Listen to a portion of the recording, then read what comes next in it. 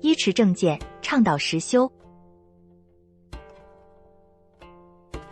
智空禅师开示，要用正确的方式和师父相处。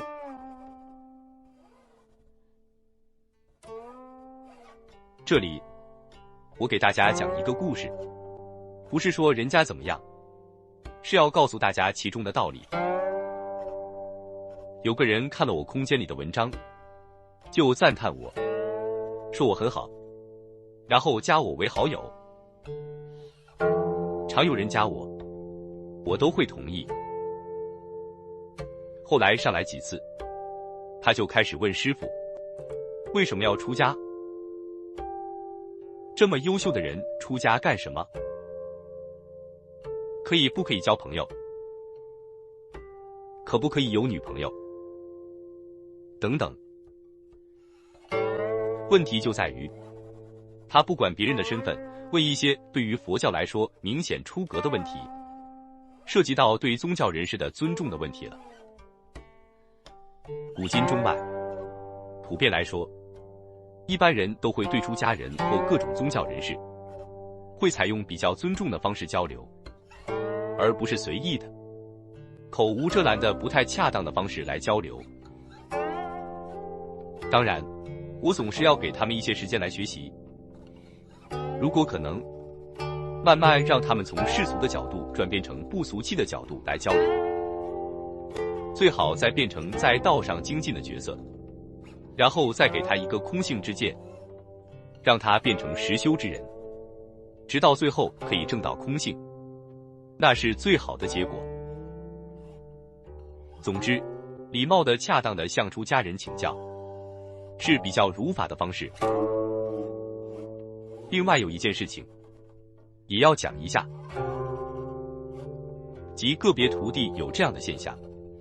我平时会观察一些徒弟的修行基础或根性，有时会看一些徒弟蛮可怜的，他们的身体与周围的环境各方面都不好，这样的情况会影响他的修行。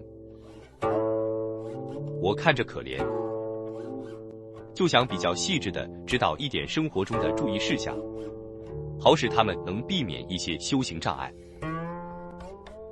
但是个别女徒弟很麻烦的，要是不帮她，她就说你不慈悲。你想多帮她，比如指导饮食上注意多吃什么喝什么，不要吃什么喝什么，怎样调整身体等等的话，她都会生起歪念。所以对这样几个别的徒弟，我就没法再理他了。他们不但不懂得感恩，还误会师父的关照，这是没有福报与智慧的象征。所以人常说，可怜之人必有可恨之处，有时还真是这么个道理。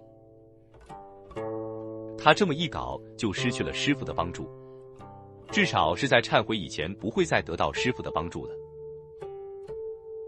我一般对每个徒弟都很好，弟子们对我用心听我的话，跟我求法，我都能体会出来。好徒弟们在福报和空性之见上、觉受的增长上，我会加持与关照他们。但是碰到这种情况，就不太容易得到我的帮助了。另外一个是，还有一些徒弟呢，我本来是一直很加持的，可后来发现不对劲，他对我有怀疑，悄悄又从别的上师那里求法，形成杂修。重点是背着我修得乱七八糟，也不向我汇报，然后就是当面一套，背地一套，自己修行见地混乱，修行出问题了，出的问题又不是我讲的教法导致的，这样我都不知道怎么帮他。知道了徒弟对我没信心以后，我就肯定随你了。你可能会说，作为法师你应该慈悲，但是如果你对我没有信心，我不可能加倍到你了，这就是相互的。我哪有那么多闲工夫对你这种接受不了加倍的人费劲呢？加倍，就如鸟妈妈叼着食物来喂小鸟，小鸟都张着嘴等着，你嘴都不张，我怎么喂？所以，跟我修行。如果你认准了我，最好就简单、坦荡、纯洁一点，不要胡来。所以，大家和师父交流要用尊重的方式，要真诚，不要有邪心，要有感恩的心。这样的话，对你们自己都有好处。毕竟你是来向我求法，想得解脱的，不是吗？